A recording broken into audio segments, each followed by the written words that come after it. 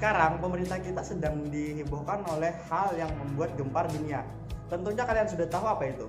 Ya, itu adalah wabah virus COVID-19 atau yang biasa disebut dengan wabah virus corona. Dan akhirnya pemerintah pun menghimbau masyarakat tetap diam di rumah untuk menghambat penyebaran virus ini. Tentunya peraturan ini juga berlaku untuk para pelajar, including me. Dan sekolah gue pun memanfaatkan kesempatan ini untuk mengisi kegiatan gue di rumah dengan cara memberikan tugas kepada gue mengenai penjelasan COVID-19, suka duka pembelajaran daring, dan suka duka pembelajaran dasar yang sedang dilaksanakan di kelasku saat ini. Jadi intinya video ini berisi tentang tugas dari sekolah gue yang menyuruh kami untuk membuat video pembahasan seperti ini.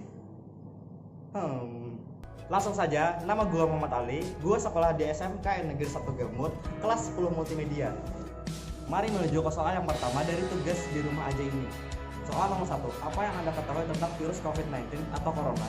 Ada 4 hal yang diketahui tentang virus ini. Yang pertama, sumber corona. Yang kedua, infeksi corona. Yang ketiga, gejala corona. Dan yang keempat, obat corona.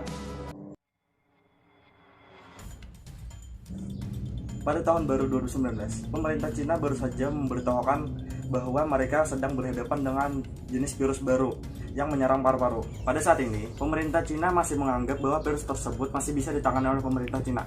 Lalu, pada Desember 2019, virus ini kembali menyerang dengan mutasi terbaru dan mulai menyebar ke negara lain. Virus ini bernama Neo COVID-19. Akhirnya, pemerintah Cina melakukan investigasi kepada pasien yang mengidap Neo COVID-19.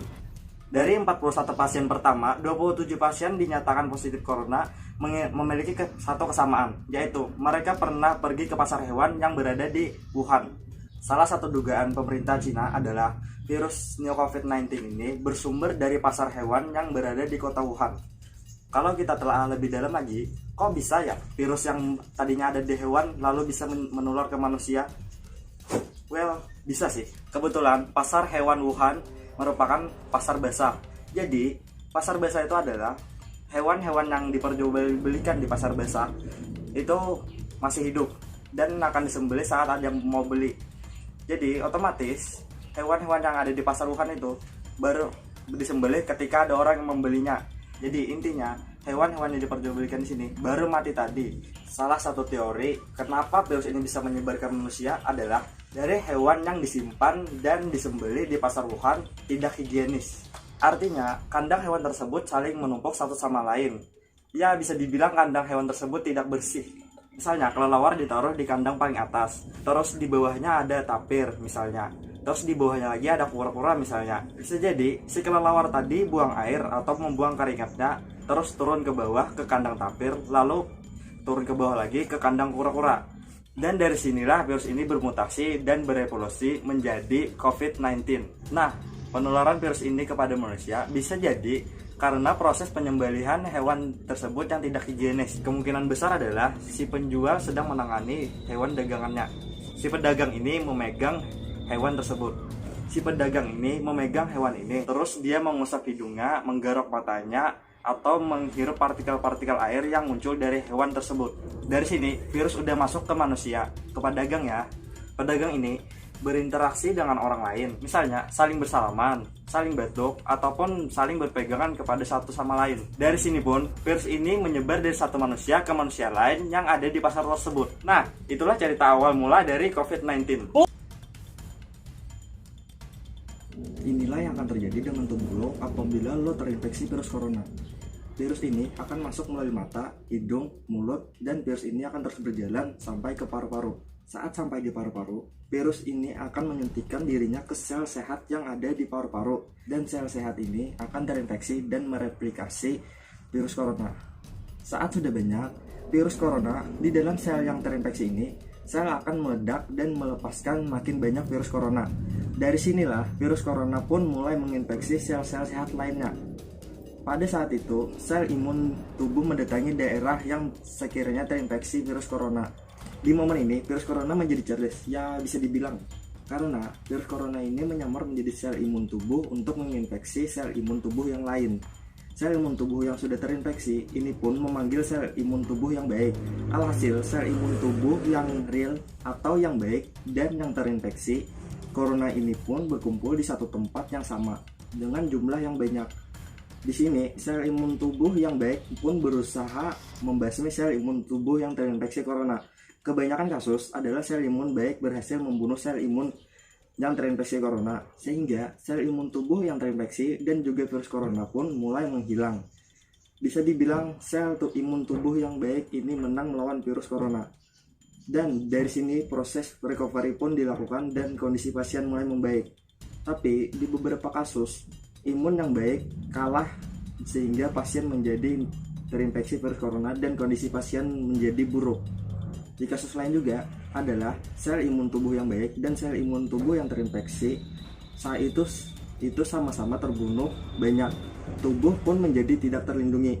Dan di sini si pasien menjadi rentan terkena penyakit karena sel imun tubuh yang tadinya memerangi penyakit menjadi tidak ada sehingga tubuh pun menjadi mudah terserang penyakit lain. Dan proses recovery-nya menjadi makin lama, bisa berakibat meninggal. Menurut BBC News, gejala corona dibagi menjadi 4 tahap, yaitu inkubasi, mild, severe, and critical. Inkubasi adalah tahap di mana virus itu baru masuk dan mulai mereplikasi dirinya di dalam tubuh. Mereplikasi maksudnya itu menggandakan diri ya. Ini adalah tahap di mana virus ini menjangkit ke sel tubuh yang baik. Pada tahap ini, si penderita COVID-19 tidak mengalami gejala apapun, masih terbilang sehat, tapi sudah terinfeksi. Tahap selanjutnya adalah tahap mild. Mild adalah tahap di mana penderita corona mulai merasakan ketidaknyamanan. 8 dari 10 orang yang terinfeksi corona itu merasakan demam dan batuk kering. Si penderita juga merasakan badan pegal-pegal, sakit tenggorokan, dan juga sakit kepala. 80% orang yang mengalami gejala ini membutuhkan pertolongan dokter, tapi tingkatnya tidak begitu parah. Mereka biasanya akan ditreatmen sesuai gejala, lalu sistem imunnya itu diregulasi supaya bisa menang melawan virus corona. Kalau sistem tubuhnya menang, virus corona ini akan menghilang dan sistem imun tubuh akan kembali normal dan pasien dinyatakan sembuh. Kebanyakan penderita virus corona itu hanya sampai di tahap mild saja. Bahkan 80% kasus hanya sampai di mild. Cuma ada beberapa kasus di mana sistem imun tubuh itu kalah atau tidak di recovery. Pada saat ini, si pasien pun masuk ke dalam tahap severe.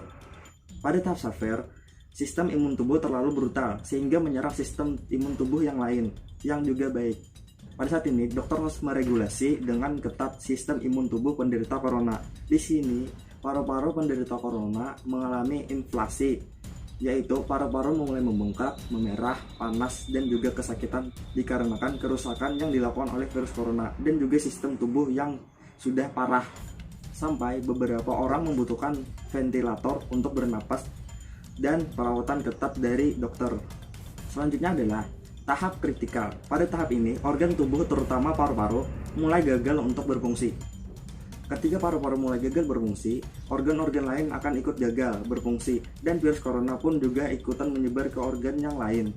Dan di sini besar kemungkinan penderita corona akan meninggal dikarenakan gagal organ. Sampai video ini dibuat, belum ada obat untuk menyembuhkan corona. Obat yang gue maksud di sini adalah sebuah produk chemical, herbal, atau biologikal yang bisa menyembuhkan, merawat, mendiagnosa, atau mencegah suatu penyakit yang sekiranya saat lo minum bisa membuat corona itu hilang atau mati.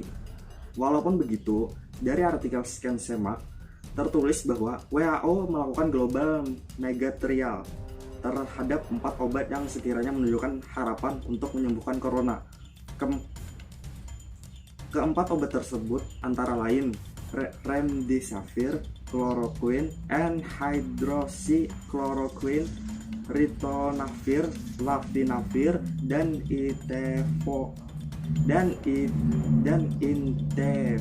interferon beta. Singkat cerita, artikel tersebut bilang bahwa ada perbedaan antara orang yang diberikan obat dengan orang yang tidak diberikan obat. Hasilnya menunjukkan pasien corona yang diberikan obat itu menunjukkan progres dalam penyembuhan. Akan tetapi, ini semua masih dalam tahap uji coba. Belum dihak patenkan bahwa obat ini memberikan kesembuhan terhadap virus corona. Terus gimana dengan orang-orang yang dinyatakan sembuh terhadap virus corona? Padahal di sisi lain, obat dari virus corona belum ditemukan. Beberapa artikel medis dan berita bilang bahwa virus corona itu bisa menghilang akibat sistem imun tubuh yang berhasil memusnahkan virus corona di dalam tubuh tersebut.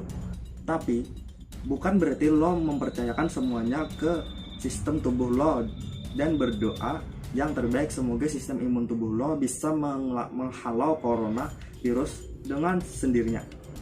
Enggak gitu, tetap ketika lo terkena virus corona, walaupun lo tidak mengalami gejala-gejala yang udah gue sebutin tadi, lo tetap harus segera menemui dokter. Karena dokterlah yang lebih tahu kondisi tubuh lo kayak gimana. Itulah hal-hal yang gue ketahui tentang COVID-19. Dan kalau kalian masih bingung dengan penjelasan gue sebutin tadi, lo bisa cek video Ewing HD berjudul 5 fakta mengerikan virus corona yang merupakan referensi asli dari video ini. Terima kasih Ewing XD. Tapi jangan kira video ini telah selesai. Itu baru soal nomor 1. Jadi inilah soal nomor 2. Suka duka dalam pembelajaran daring melalui media, teknologi. Semua hal yang kita lakukan pasti memiliki suka maupun dukanya. Jadi kali ini gue bagiin suka duka gue melakukan pembelajaran daring. Yang gue mulai dari dukanya dulu ya. Yang pertama, kuota internet jadi boros. Kedua, tugasnya banyak dan numpuk. Ketiga, sering bosan karena tak ada teman ngobrol saat ngerjain tugas. Keempat, jadi sering ngantuk karena bisa rebahan terus sambil ngerjain tugas. Kelima, ada pekerjaan tambahan dari rumah seperti bantuin orang tua. Keenam, belajarnya gak optimal. Ketujuh, lebih banyak tugas dibanding materi. Kedelapan, sering emosi karena internet lemot buat ngerjain tugas. Kesembilan, terkadang dimarahin karena terlalu sering mainin HP. Ke-10, jadi sering lupa makan atau telat makan. Jadi itulah ke-10 duka gue ketika melakukan pembelajaran daring. Sekarang saatnya gue ceritain suka gue saat pembelajaran daring. Dimulai dari yang pertama, yaitu gue bisa tidur nyenyak saat gak ada tugas dan tinggal pasang alarm kalau ada tugas atau ulangan di jam siang. Kedua, gue bisa bebas rebahan ngerjain tugas. Ketiga, gue bisa ngerjain tugas sambil makan cemilan. Keempat, uang gue bisa tertabung walau ujung-ujungnya habis buat beli kuota internet. Kelima, belajarnya lebih sans. Keenam, gak perlu bangun pagi untuk siap-siap pergi sekolah. Ketujuh, bisa ngerjain tugas sambil dengerin musik. Kedelapan, gak perlu OTW kemanapun buat belajar, cukup diam di rumah saja. Kesembilan, gak perlu panas-panasan atau hujan-hujanan buat pergi ke sekolah. Kesepuluh, gue suka sesuatu hal yang memanfaatkan teknologi. Jadi itulah suka duka gue saat melakukan pembelajaran daring. Mari kita lanjut ke soal nomor 3. Skuy.